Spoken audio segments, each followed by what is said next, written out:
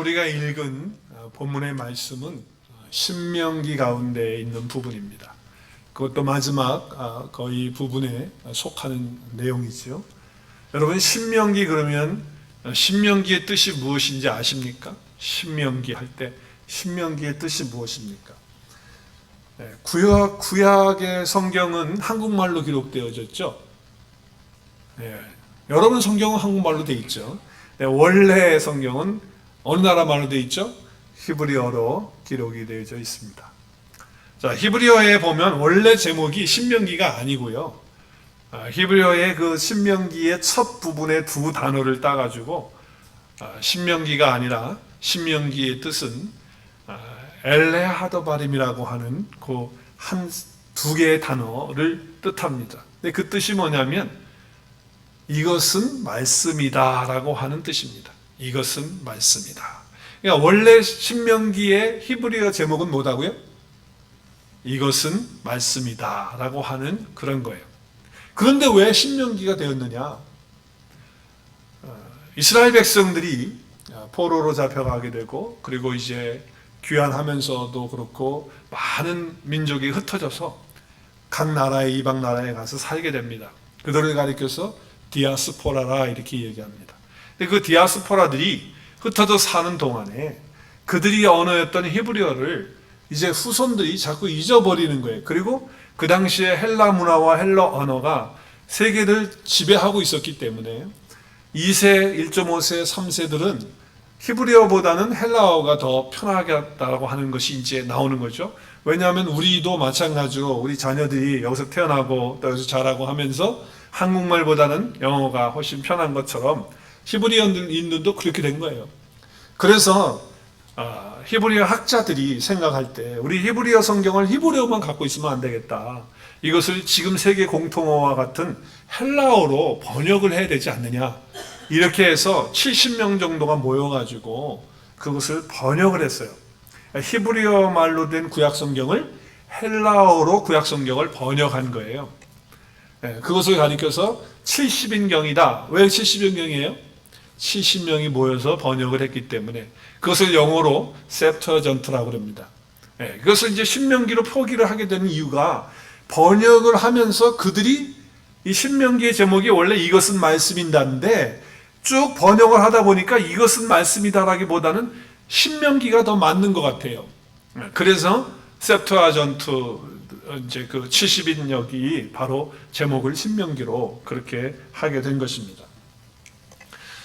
이 신명기는 영어로 디트로노미라고 하는 단어를 씁니다.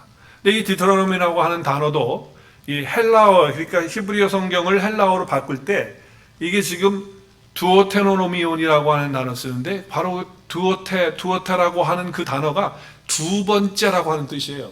그래서 두 번째 율법이라는 뜻에서 그렇게 유래가 돼가지고서 이제 신명기가 됩니다.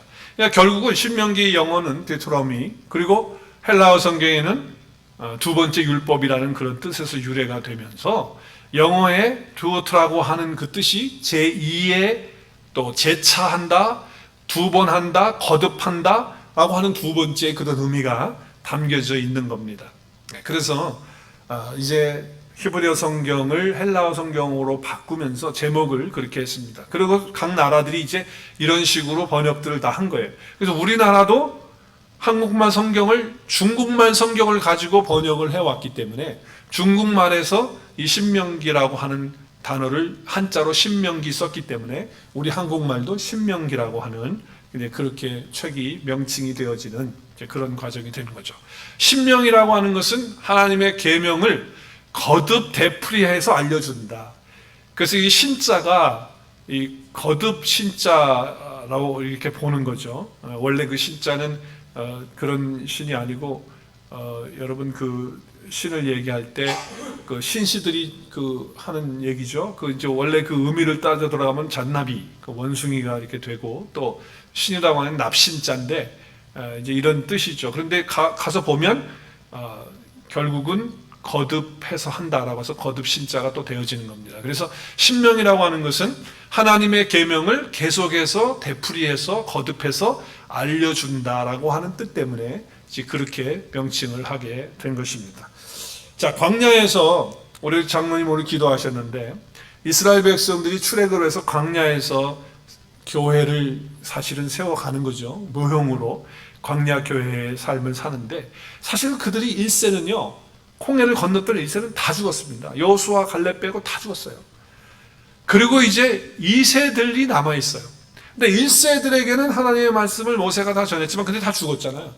그래서 이제 2세들에게 하나님의 말씀을 거듭해서 설교하는 내용이 이제 신명기입니다. 그래서 2번, 3번에 걸쳐서 계속해서 모세가 설교를 하는 내용이 신명기의 말씀의 내용이 되는 것입니다. 자, 그렇기 때문에 여러분 우리가 와이프들이 남편에게 자꾸 했던 말 또 하고 또 하고 그러면 그걸 갖다 무슨 말이라고 그래요? 잔소리라고 그러고 또 바가지라고 그러고 그래요. 그래서 잔소리 한다. 잔소리 그만해. 이제 이렇게 얘기를 하는데 우리 하나님께서 거듭해서 계속 똑같은 말을 하시는 때는 잔소리라는 말을 하면 안 돼요. 그때는 우리 좋은 말을 쓰셔야 됩니다. 신신당부라고 하는 말을 쓰시는 게 좋아요. 여기 신명기의 이 신자가 신신당부할 때의 그런 뜻이에요. 신신당부. 그래서 반복해서 다시 말하면 우리끼리 말하면 잔소리가 되겠지만 하나님께서 똑같은 말을 반복해서 되풀이 하시면 무슨 말이 돼요? 신신당부하는 말이 되는 거예요. 정말 중요해서 그렇게 해서 신신당부하는 그런 말씀이라고 하는 거죠. 지금 모세는요 자기 나이가 이제 120세가 돼서 하나님의 부름이 곧 다가왔다는 것을 감지하고 있었습니다. 이제 그런 상황 속에서 자기의 후계자인 여호수아와 그리고 이제 남겨놓고 가는 이스라엘 백성들에게 신신당부하고 싶은 말이 있었던 겁니다. 그래서 오늘 본문 말씀이 바로 그 내용이죠. 만약에 여러분 같으면 내가 누구 사랑하는 사람인데 그 사람을 남겨놓고 내가 어디 멀리 가야 된다든지 아니면 뭐 운명을 달리해야 되는 그런 상황이 됐다든지 이랬을 때 여러분은 마지막으로 중요한 신신당부를 할 얘기가 있습니까? 있다면 어떤 내용으로 얘기를 할 것 같아요? 여러분 같으면 아마 우리 부모님 세대 같으면 이렇게 얘기했을 것이 분명합니다. 네. 우리 부모님 세대는 참 힘들게 사셨잖아요. 그죠? 그런데 아마도 그분들은 이랬을 거예요. 마지막 당부하는 그런 말은 이런 거였을 거죠. 끼니 거르지 말고 꼭 밥 잘 챙겨 먹고 건강해라. 뭐 이제 그런 얘기일 거예요. 왜냐하면 우리 부모님 세대를 보면 6.25 이제 세대를 겪으시고 그리고 또 보릿고개라고 하는 것을 이렇게 다 지내셨어요. 그러다 보니까 굶주린 때가 참 많고 그랬어요. 그래서 제가 어릴 때만 하더라도 우리 어르신분들끼리 어른분들에게 아침 인사를 할 때 보면 좋은 아침입니다. 요즘엔 다 좋은 아침입니다. 인사합니다. 굿모닝 하면서 한국말로도 좋은 아침 이렇게 인사하는데 그 당시는 우리에게 아침 인사를 가르쳐 주시는 어르신분들이 그런 인사가 아니었고 여러분 기억하시는지 모르겠지만 아침 진지 잡수셨습니까? 경상도로는 아침 잡수는기요. 이제 이렇게 하시겠죠. 그리고 전라도는 또 사투리가 다를 것이고 서울에서는 아침 진지 잡수셨습니까? 이렇게 인사를 저도 배웠어요. 저절로 배운 거예요. 저절로. 왜냐하면 좋은 아침입니다라고 아침 안녕히 주무셨습니까? 라고 인사하는 것보다도 아침 식사하셨습니까? 진지 잡수셨습니까? 라고 인사를 드리는 거예요. 왜? 끼니를 굶주는 때가 너무 많아서 그렇게 어른분들에게 인사를 했던 기억이 납니다. 그러니까 아마도 우리 세대에 되시는 어르신분들은 아마 그렇게 마지막 인사를 하고 또 당부를 할 겁니다. 건강을 잘 챙겨라. 끼니 거르지 말고 밥 잘 먹고 건강해라. 굶으면 안 된다라고 이렇게 얘기할 겁니다. 만약에 힘들고 어려운 상황 속에 누가 들어간다든지 아니면 그런 상황 속에 우리가 처한다고 한다면 아마도 마음을 단단히 먹어라. 경상도 말로 마음을 단디해라. 뭔지 이러겠죠. 그렇게 하고 그리고 힘차게 살아야 된다라고 하는 그런 이야기를 분명히 할 것입니다. 오늘 본문에서 이렇게 말하는 장면이 나오는 거예요. 하나님께서 이스라엘 백성들을 광야에 이제 이스라엘 백성들을 출애굽하게 하시고 광야에서 살게 하시면서 인도하시는 그런 역사를 이루시는 거죠. 우리 장로님 오늘 기도하신 것처럼 우리가 애굽에 있을 때는 다 죄와 사망 가운데 있던 우리들이에요. 그걸 그림자로 보여주는 거죠. 근데 그런 존재였는데 하나님의 은혜로 유월절을 통하여 예수 그리스도의 그 십자가의 사건을 통하여 우리가 어떻게 됩니까? 그 유월절을 통해서 출애굽을 하게 되는 겁니다. 그래서 나오게 됩니다. 그리고 이제 홍해를 건너면서 주님과 우리와 하나님과 우리와 연합되어지는 홍해, 침례를 받는 거죠. 그래서 고린도후서 10장에 보면 침례 사건으로, 세례받는 사건으로 설명을 해요. 그래서 우리가 이제 주님과 연합되어지는 그런 역사가 이루어지게 됩니다. 그러면 끝나느냐? 아니에요. 그러면 광야의 교회에서 훈련의 과정을 겪습니다.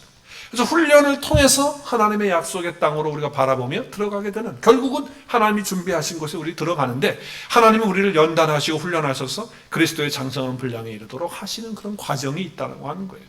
그래서 그런 절차들을 출애굽 사건을 통해서, 출애굽을 통해서 우리에게 다 그림자적으로 보여주시고 실제적으로 우리의 삶 가운데 이루어지는 그런 역사를 보여주시는 것이죠. 자, 이제 그런데 광야 생활하는 동안에 하나님 훈련하시고 연단하셨어요. 그리고 이제 약속의 땅 가나안에 들어가는데, 모세는 이제 자기는 못 들어갑니다. 왜 못 들어갑니까? 자기 말에 의하면 자기 나이가 이제 많아서 이제 인도할 수 없는 그런 상황이 되었다. 모세는 지금 그렇게 이야기를 해요. 그렇죠? 그리고 뭐라고 얘기하죠? 하나님께서 자기는 못 들어가게 하셨다는 거예요. 가나안만 바라보게 하고 그곳을 못 들어가게 하셨어요. 왜 못 들어가게 하셨습니까? 아니, 이스라엘 백성들을 인도해 내신 지도자인데 왜 거기 못 들어가게 하십니까? 못 들어가게 하신 이유를 하나님은 설명하셨죠. 이스라엘 백성들이 너무너무 목이 곱고 완악하고 불평, 원망, 하여튼 그렇게 하는 사람들이었어요. 그래서 모세도 이제 너무 힘든 거예요. 그런데 또 목이 마렵다, 고기가 없다, 별소리를 다 하는데 죽겠다 그러고 애굽으로 돌려달라 그러고, 그리고 여기서 죽여달라 그러고 별말을 다 하는 거예요. 모세가 얼마나 화가 났는지 몰라요. 여러분 같으면 여러분이 모세 입장에 나면 어떻겠어요? 매일 말만 나오면 불평이고 원망인데. 이제 그래서 하나님이 반석을 쳐라, 반석에게 명하여 물을 내라, 이런 말씀하셨어요. 근데 모세가 어떻게 해요? 지팡이를 들어가지고 반석을 치는데 두 번을 빵빵 치는 거예요. 근데 그때 속에서 분이 있었어, 화가. 그래가지고 두 번을 꽝꽝 쳤어. 사실 반석은 예수 그리스도를 예표하는 건데 쳤어요. 그런데 그게 문제가 아니고, 친 것도, 두 번 친 것도 문제지만, 치면서 모세가 이야기했던 이야기, 모세가 가지고 있던 생각이 문제인 거예요. 우리가 너희를 이렇게 인도했다라고 하는 그런 표현을 해요. 우리가 사실은 하나님이 이스라엘 백성을 인도한 거지 모세가 인도한 게 아니거든요. 근데 자기가 이스라엘 백성을 인도한 것처럼 표현하고 그런 마음을 가지면서 화가 나가지고서 분노해가지고 그랬던 거예요. 그래서 하나님은 거기에 대해서 징계하셨어요.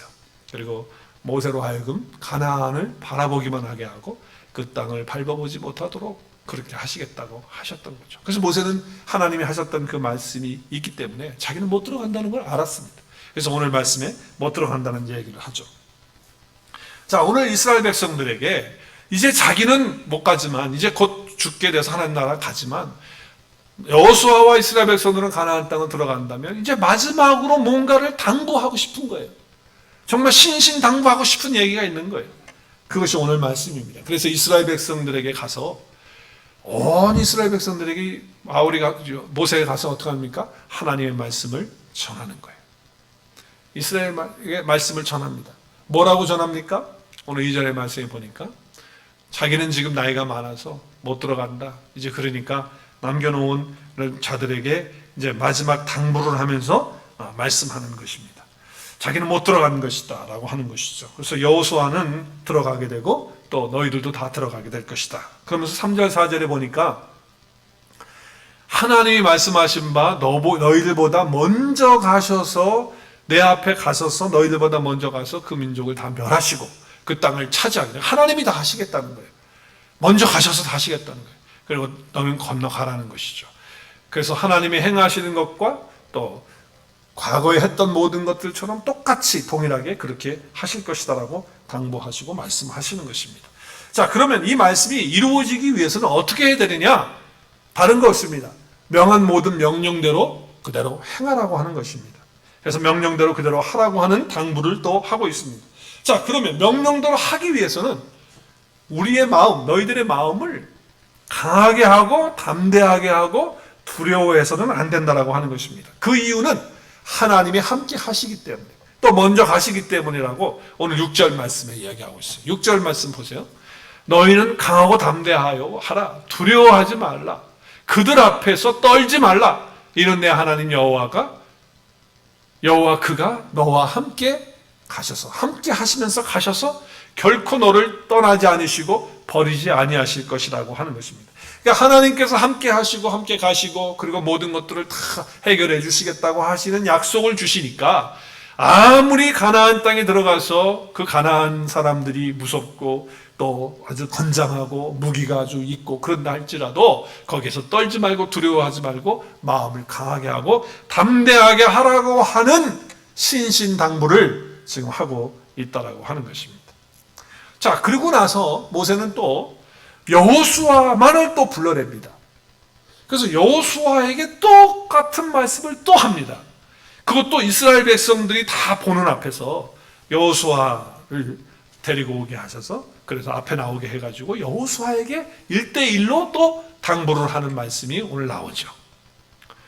제 얘기가 아니고 성경에 있는 얘기예요. 오늘 7절에 보면 모세가 여호수아를 불러내서 그 다음에 어떻게 했어요? 이스라엘의 목전, 이스라엘의 사람들이 다 보는 앞에서 당부를 하고 있습니다. 뭐라고 당부합니까? 너는 강하고 담대하라.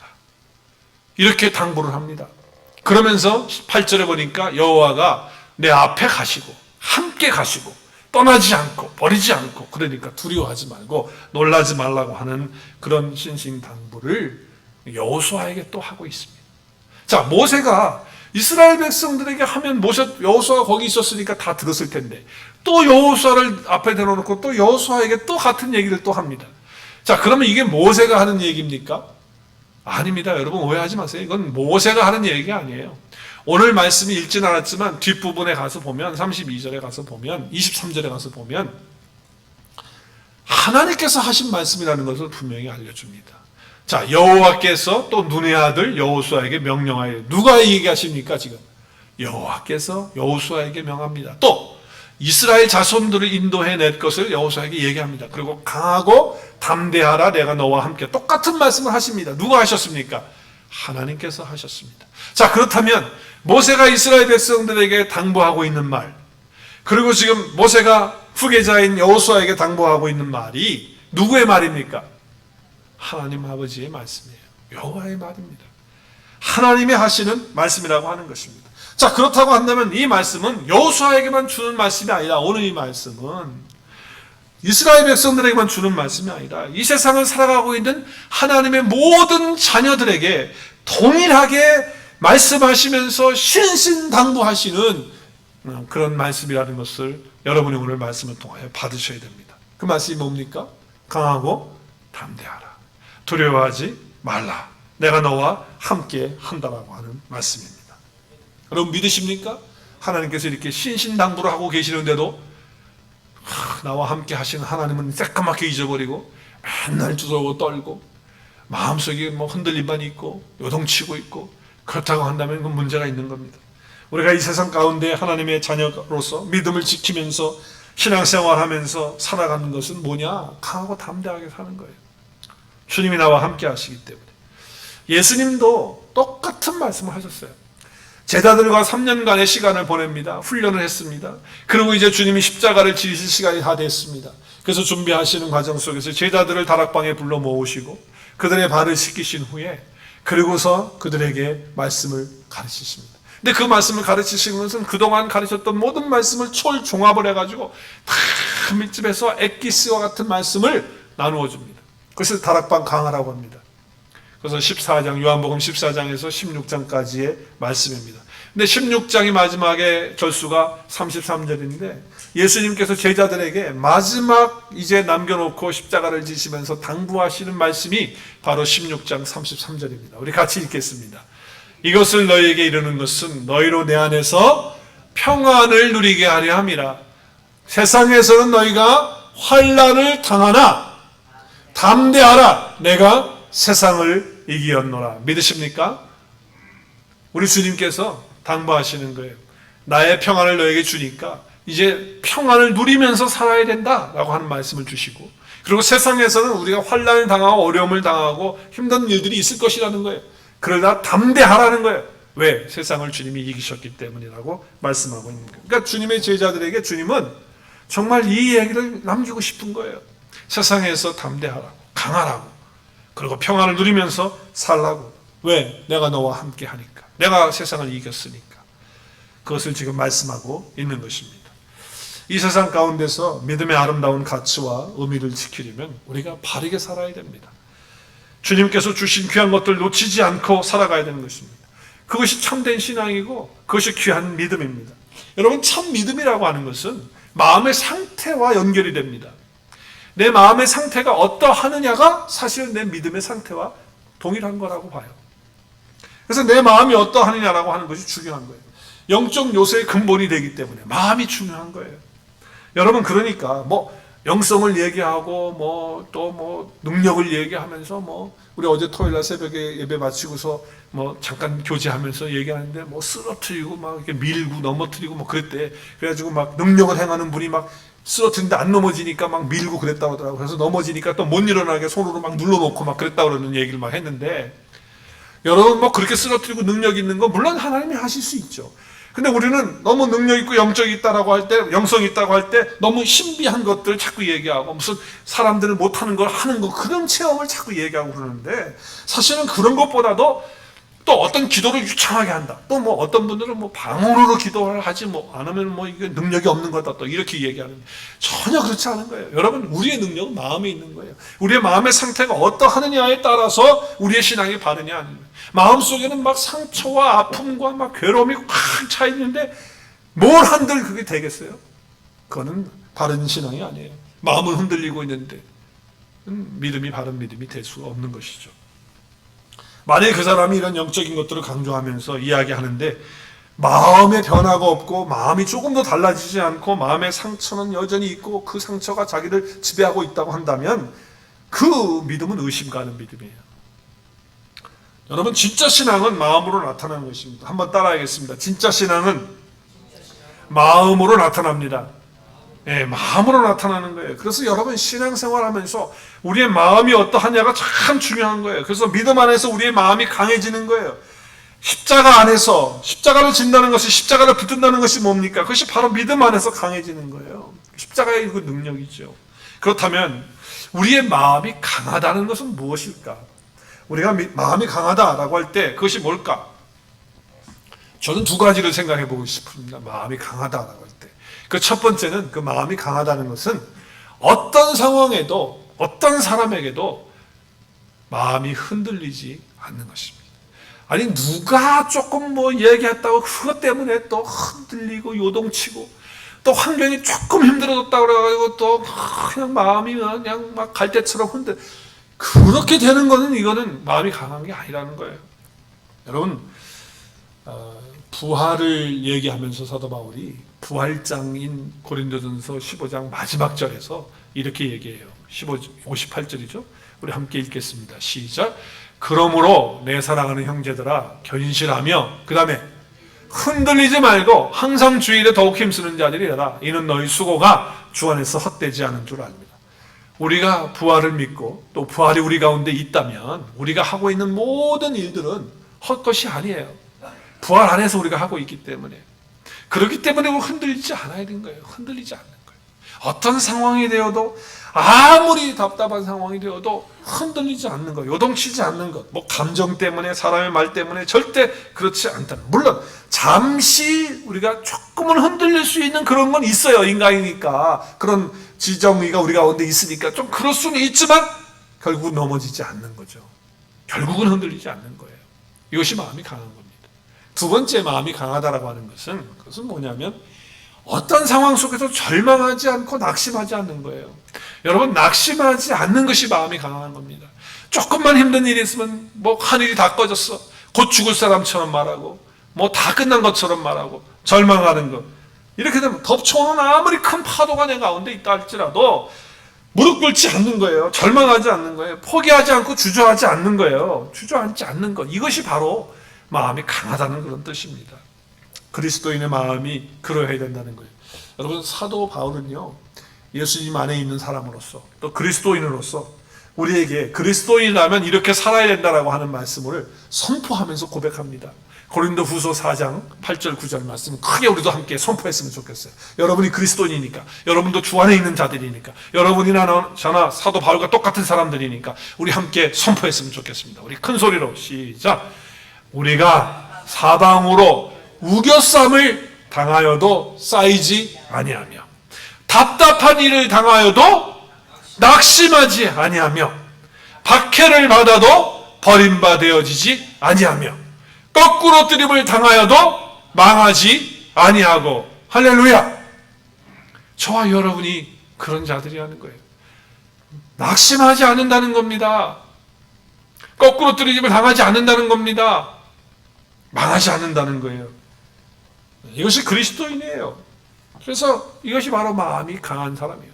어떠한 상황에도 낙심하지 않는다. 자, 그러면 왜 우리가 하나님이 함께 하시는 그런 자녀로서 이제 살아가면서 절대로 우리 마음 가운데에 낙심하지 않는 것, 또 우리 마음이 요동치고 흔들리지 않는 것, 그것은 주님이 우리와 함께 하시기 때문이거든요. 그래서 우리의 마음이 강하고 담대해야 되는데, 그 이유가 뭐냐? 왜 우리가 강하고 담대해야 되느냐? 그 이유가 뭐가 생각합니까? 세상 사람들도 마음을 강하게 하라, 담대하라, 얼마나 말이 많이 하는지 몰라요. 우리는 왜 그러면 모세가 신신당부하면서 우리 하나님께서 모세를 통해서 여러분에게 이렇게 당부하고 있습니까? 이유가 뭡니까? 그 이유의 첫 번째는, 여러분, 우리가 하나님 안에서 믿음을 갖는 그 순간부터 우리는 좁은 길을 걸어가는 사람들. 그 좁은 길은 진리의 길이에요. 진리의 길.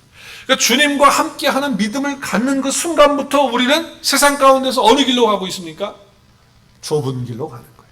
진리의 길로 가는 거예요. 그렇기 때문에 강하고 담대하지 않으면 두려워할 수밖에 없고 우리는 넘어질 수밖에 없어요. 포스트 모더니즘에 살아가고 있습니다. 지금 많은 사람들이 절대 진리가 없는 상황 가운데, 상황적인 윤리 가운데 살아가고 있어요. 그래서 자기가 생각하는 바대로 그냥 살아가는 거예요. 어떤 절대적인 진리를 말하면 괴로워해요. 싫어해요, 지금. 그런 상황 속에서 하나님만이 진리고 예수 그리스도만이 진리다, 하나님의 말씀만이 진리다, 그 길을 걸어가는 그 길에 있어서 쉽겠습니까? 절대로 쉽지 않습니다. 그 길을 걸어가기 위해서는 우리가 마음이 강해야 됩니다. 담대해야 돼요. 그래서 두려워하지 않아야 된다는 거예요. 믿음으로 간다라고 하는 것은 결국 뭐냐? 이 세상을 거슬러 올라가야 되기 때문에 그런 거예요. 우리 주님이 그래서 이렇게 말씀하셨습니다. 마태복음 7장 13절 14절 같이 읽겠습니다. 시작. 좁은 문으로 들어가라. 멸망으로 인도하는 문은 크고 그 길이 넓어 그리로 들어가는 자가 많고 생명으로 인도하는 문은 좁고 길이 협착하여 찾는 자가 적음이라. 좁은 길로 가는 것, 생명의 길로 가는 것, 쉽지 않다는 거예요. 많은 사람들이 원하지 않는 길이라는 거예요. 그 길을 우리가 끝까지 가려면 어떻게 해야 되느냐? 강하고 담대하지 않으면 못 가요. 그래서 우리로 하여금 강하고 담대하라고 말씀하시고 있습니다. 여러분, 예수 그리스도를 믿으면 어려운 일이 있을 수 있습니다. 근데 어떤 분들은 예수님 믿으면 어려운 일 다 없어집니다, 이렇게 사기를 치는 분들이 있어요. 예수님 믿으면 다 형통합니다, 이렇게 거짓말하는 사람도 있어요. 아니, 예수님 믿으면요 더 어려워지고 힘들어지는 경우 있어요. 물론 예수님 믿으면 가장 좋은 가치와 축복을 얻습니다. 그것이 뭡니까? 생명을 얻는 것이고, 사망에서, 죄와 사망에서 우리가 생명으로 우리가 옮겨지게 되는 것일 뿐만 아니라 그것을 통해서 참 기쁨을 얻고 평안을 얻고 행복을 얻고 그런 놀라운 그런 삶의 가치와 능력을 우리가 얻기 때문에, 환경적으로는 어려움을 당한다 할지라도 정말 우리에게는 귀한 것들이 우리 가운데 오는 거거든요. 근데 우리는 환경적인 어려움이 없을 것으로만 자꾸 얘기하는데 그렇지 않아요. 어려움이 올 수도 있습니다. 오히려 오는 경우가 많습니다. 좁은 길을 가야 하기 때문에 그런 거예요. 예수 믿는 사람들이 걸어가야 하는 그 길은 세상에서 좁은 길, 험한 길이기 때문에 무엇보다도 중요한 것은 마음을 강하게 하고 담대해야 한다라고, 해야 된다라고 하는 것입니다. 우리가 끝까지 가야 되니까, 어디까지? 주님 앞에 서는 그날까지 가야 되기 때문에. 자, 그래서 첫 번째 우리가 왜 마음을 강하게 하고 두려워해야 되느냐? 그 이유가 뭐냐? 좁은 길, 진리의 길을 끝까지 걸어가야 하기 때문이다. 세상을 거슬러 올라가야 되기 때문에 그렇다. 자, 두 번째는요, 왜 우리가 강하고 두려워하지 않고 담대해야 되느냐? 그 이유가 뭐냐?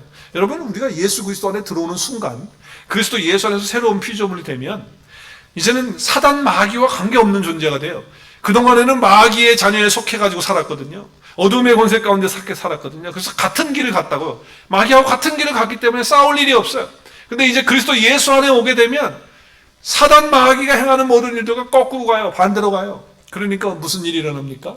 싸움이 일어나는 거예요. 그걸 영적 전쟁이라고 그래요. 그래서 우리는 예수 그리스도를 믿는 그 순간 우리는 사단 마귀와의 그리고 악한 영들과의 전쟁이 시작된다는 거예요. 그래서 우리 함께 읽겠습니다. 시작. 믿음을 가지는 순간부터 치열한 영적 전쟁을 해야 하기 때문입니다. 여러분, 전쟁을 해야 되는데 강하지 않고 할 수 있겠습니까? 담대하지 않고 할 수 있겠습니까? 안 되는 거예요. 믿음을 가지는 순간부터 치열한 영적 전쟁을 해야 되기 때문에 예수 그리스도의 생명이 들어오는 그 순간부터 마귀의 공격은 강렬해집니다. 그런다고 해서 우리를 이길 수는 없지만 우리는 이미 주님 안에서 다 승리해 놓은 전쟁이기 때문에 우리는 이길 수는 없어요. 그러나 계속해서 우리를 공격한다고 한다는 거예요. 여러분, 환경을 통해서 공격하죠. 사람과의 관계를 통해서 공격하죠. 마음의 생각을 통해서 공격하죠. 또 우리의 어떤 속에서 일어나는 그런 것들을 통해서 공격하죠. 하여튼 가늠할 수 없을 정도로 많은 공격을 우리에게 한다라고 하는 거예요. 그래서 우리의 싸움은 혈과 육에 대한 싸움이 아니라고 성경은 말합니다. 우리 같이 읽겠습니다. 에베소서 6장 12절 시작. 우리의 싸움은 이 땅의 사람들에 대항해 싸우는 것이 아니라 큰 소리로 이 세상의 어두운 세력과 공중의 권세 잡은 악한 영들에 대하여 싸우는 것이다. 여러분, 사람들과 함께 싸우는 게 아니에요. 사람들과 하고 싸우는 게 아니에요. 그 뒤에 조종하고 있는 어둠의 세력과 공중의 권세 잡은 자들과 싸움이에요. 그렇기 때문에 우리가 이 싸움을 결코 피할 수가 없어요. 그러면 강하고 담대하지 않으면 안 돼요. 전쟁에서 패하는 이유는요, 절대로 용서할 수가 없습니다. 그러니까 여러분, 영적 전쟁에서 패해놓고서는 excuse me, 하나님한테 죄송합니다, 이런 말 하면 안 되는 거예요. 어떤 이유가 뭐 이래서 졌다 저래서 졌다 그래서 하나님이 나한테 짝지어 주신 아담처럼 말이죠. 짝지어 주신 저 여자 때문에 내가 이렇게 됐다는 둥, 그런 소리 하면 안 되는 거예요. 절대로 어떠한 이유도 용납이 되지 않아요. 마찬가지로 영적 전쟁에서 우리가 마음이 약해지고 무력해서 졌습니다, 이런 소리 하지 말아야 된다고 하는 거예요. 여러분, 신앙에서 내가 영적 전쟁에서 패배하면 나만 패배하는 게 아니에요. 여러분, 그것을 꼭 기억하셔야 돼요. 여러분, 영적 전쟁의 이야기는 나만의 이야기가 아닙니다. 만약에 내 가정에서 내가 영적 전쟁에서 패하면 내 가정의 식구들이 다 함께 패하는 것 같은 그런 삶으로 전락이 됩니다. 교회에서도요, 내가 영적 전쟁에서 지면 우리 교회에 속해 있는 한 지체들이 다 어려움을 당하게 되고 다 고통받는 거예요. 그러니까 나의 문제만이 아니고 함께 하고 있는 자들에게 다 문제가 되는 거예요. 그래서 주변 사람들에게 고통을 주고 힘들게 되는 거예요. 내가 영적 전쟁에 져보세요. 그럼 내 남편이 힘들어지고 내 아내가 힘들어지고 내 자녀들이 힘들어지고 교회 와서는 성도들 간의 관계 힘들어지고 다 이렇게 되어지는 거예요. 그래서 영적 전쟁이라는 것은 나 혼자만의 패배가 아니라는 거예요. 그렇기 때문에 절대로 영적 전쟁에서 패배하면 안 돼요. 거기에서 무릎 꿇으면 안 돼요. 거기서 물러나면 안 돼요. 승리해야죠. 마음을 강하게 하고 담대하게 해야 되는 것입니다. 자, 그러면 이제 말씀을 들었어요. 그럼 마음을 강하게 하고 담대하게 하라고 신신당부하시니까 그렇게 해야지. 또 어떻게 할 건데요? 그냥 마음을 강하게 해야지. 강하게 담대하게 하자. 이렇게 하면 됩니까? 되면 얼마나 좋겠어요. 근데 그게 안 되잖아. 여러분, 마음이 강해질 수 있는 비결, 담대할 수 있는 비결이 뭡니까? 내 의지로 되던가요? 내 노력으로 되던가요? 안 되죠. 그럼 어떻게 해야 돼요? 오늘 주님 말씀하십니다. 23절 말씀 같이 읽겠습니다. 여호와께서 또 눈의 아들 여호수아에게 명령하여 이르시되 너는 이스라엘 자손들을 인도하여 내가 그들에게 맹세한 땅으로 들어가게 하리니 시작. 강하고 담대하라. 그 다음에 구절이 중요해요. 시작. 내가 너와 함께 하리라. 중요한 건 뭡니까? 내가 너와 함께 한다는 믿음입니다. 여러분, 내 혼자의 노력으로, 내 의지로, 결단으로 됐다고 그러면 뭘 못하겠어요? 그게 못 안 되거든. 그러니까 늘 우리 마음속에는 뭐예요? 내가 주님과 연합되어져 있다. 내가 주님과 한 몸 이루고 있다. 그래서 뭐예요? 주님과 내가 24시간 함께 살고 있다. 내 안에 주님이 있고 내가 주님 안에 있다. 함께 있다라고 하는 이 믿음이 없이는요, 결단코 강하고 담대하게 내가 해야지 한다고 되는 게 아니라는 거예요. 그러나 주님이 나와 함께 계신다, 주님이 나와 연합되어 있다, 내가 주님 24시간 숨 쉬는 동안에, 잠자는 동안에도 주님 나와 함께 계신다는 믿음과 확신이 있다면 우리 마음속에 강하고 담대함이 있게 될 줄로 믿습니다. 여러분, 그런 은혜가 우리 가운데 있는 거예요. 제가 전에 읽었던 책 가운데 이런 내용이 있습니다. 기억이 있어서 여러분에게 소개하기 원하는데, 어느 교회에서 선교사님을 파송을 했어요. 근데 그 선교사님이 그곳에 가서 일평생을 그 선교지에서 선교사역을 합니다. 그래서 참 선교사역을 잘하셨어요. 그 보고가 올 때마다 뭐 교회 건물뿐만 아니라 사람들을 잘 키우셔가지고 리더들도 세우고 아주 아름답게 하나님의 사람들을 만들어내는 거예요. 얼마나 잘하고 있는지 몰라요. 그런데 어느 날부터 거기에 있는 그 민족에 이제 압력이 들어가기 시작하고, 크리스천들을 핍박하고 교회를 어렵게 하고, 그리고 선교사들을 이제 추방하는, 지금 현재 뭐 중국처럼 말이죠. 이제 그렇게 이제 되어지고, 처음에는 이렇게 오픈했다가 또 이렇게 조이는 거 있잖아요. 그래서 이제 그런 상황이 된 거예요. 거기다가 더 어려운 게 뭐냐면 후원하는 교회가 어려워졌어요. 그래서 풀리 선교 헌금을 이렇게 보내던 것을 못 보내는 거예요. 어려워서 교회가. 그래서 여러 가지 힘든 상황 속에서 그것을 풀리 못 받고 있어요. 그리고 더 힘들고 어려운 건 뭐냐면 그동안에 정말 잘 키워놓은 리더가 있었어요. 그래서 정말 신뢰하고 함께 동역을 하고 있는 동역자인데, 그 현지인이죠. 정말 예수 믿게 해서 양육해서. 그런데 그 사람이 배신을 한 거예요, 선교사를. 그 배신감 때문에, 상실감 때문에 선교사님이 너무 힘들고 어려운 거예요. 근데 그것을 이 파송한 교회에서 알게 됐어요. 그래서 편지를 보냅니다. 선교사님, 아무래도 지금 그 나라가 지금 여러 가지 선교하는 조건을 힘들게 하고 있으니까 들어오시는 게 좋겠고, 또 우리 교회가 지금 풀리 서포트를 다 못하고 있으니까, 충분히 못하고 있으니까 일단 잠시 좀 들어오시는 게 좋겠다. 그리고 지금 선교사님 마음이, 그렇게 충성스러운 리더가 그렇게 배신을 하고 배반을 했으니 그 상처와 아픔이 얼마나 큽니까? 와서 좀 마음의 힘을 좀 가졌으면 좋겠습니다 라고 하는 편지를 보낸 거예요. 그 편지를 선교사님이 읽으시고 답장을 보내왔어요. 그래서 이제 목사님과 성도들이 이제 답장이 왔으니까 뭐 카피를 해서 나눠준다든지 아니면 뭐 보고가 있을 거 아니에요. 그런데 편지를 딱 뜯어보니까 편지의 내용이 너무 간단한 거예요. 사랑하는 목사님, 사랑하는 성도님들 하고서는 딱 한마디만 써 있는 거예요. 한 구절, 성경 구절이 딱 써 있는 거예요. 그게 뭐냐면 시편 18편 29절 말씀 한 절이 딱 있는 거예요. 그게 뭔지 궁금하죠? 네, 그래서 화면을 띄워요. 같이 읽겠습니다. 시작. 내가 주를 의뢰하고 적군을 향해 달리며 내 하나님을 의지하고 담을 뛰어넘나이다. 이 구절과 함께 선교사님은 자기는 계속해서 선교지에 머물면서 주님을 의뢰하고 적군을 향해서 내가 달리고, 그리고 하나님을 의지하고 지금 힘들고 어려운 이 담을 뛰어넘겠다고 하는, 자기의 의지로 하겠다는 겁니까? 아니에요. 주님을 의뢰하고 자기와 함께 하고 있는 그 주님을 바라보고 주님이 나와 함께 하는 걸 믿고 적군을 향해 달리고, 그리고 하나님을 의지하고 담을 뛰어넘겠다. 지금 다윗이 고백한 그 고백을 이 선교사님이 하시면서 승리하시면서 또 선교의 아름다운 결과와 열매를 맺게 되는 이제 그런 보고를 책을 통해서 읽은 적이 있어요. 그래서 온 성도들이 은혜를 받고 또 눈물을 흘리고 함께 기도하는 그런 시간을 가졌다는 얘기입니다. 여러분, 그렇습니다. 우리가 믿음을 강하게 하고 담대하게 하는 거, 두려워하게 하는 거, 그것이 뭐 내 의지로, 내 결단으로, 내 결심으로만 되던가요? 그게 안 되잖아요.